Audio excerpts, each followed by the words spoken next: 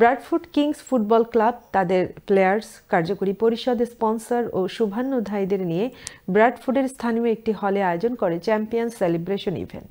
বিস্তারিত থাকছে নূরে আলম রব্বানীর পাঠানো রিপোর্টে।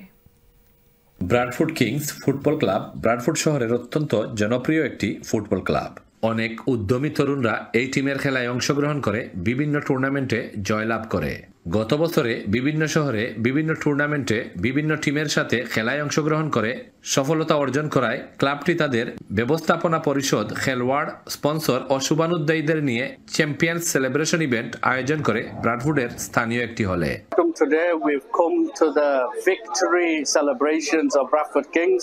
They've had a very successful season 24-25. আজকে প্রোগ্রামটা আসলে আমরা basically end of the season, সারা সিজনে খেললে আমরা তা উইন করছি। আমরা সব সময় ফুটবল খেলাই, মিলেমিশে খেলাই, আগামীতে আমরা আরো ভালো খেলাইমু, আমরা আরো ভালো কিছু করবো।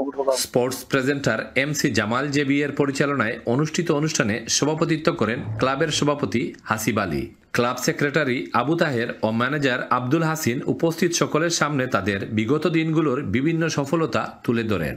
অনুষ্ঠানে ঘোষণা করা হয় এই শহরের আরেকটি জনপ্রিয় টিম ব্লেসিংস এফসি এবং ব্র্যাডফোর্ড কিংস এফসি, এই দুই টিম এখন থেকে এক টিম হয়ে আগামীতে বিভিন্ন খেলায় অংশগ্রহণ করে ব্র্যাডফোর্ডের সুনাম অক্ষুণ্ণ রাখবে। Really big announcement that was big, and that came as a big surprise to a lot of people today, is their merging and collaboration between Bradford Kings and Blessings FC. অনুষ্ঠানে বিভিন্ন খেলায় সফলতা ও ব্র্যাডফোর্ড কিংস ক্লাবকে বিভিন্ন পর্যায়ে সহযোগিতা করার জন্য ক্লাবের পক্ষ থেকে সম্মাননা প্রদান করা হয় এবং বিপ কমিউনিটি পার্টনারশিপকে বিগত দিনগুলোতে সহযোগিতা করায় কৃতজ্ঞতা প্রকাশ করেন ক্লাব কার্যকরী পরিষদ এর সদস্যরা।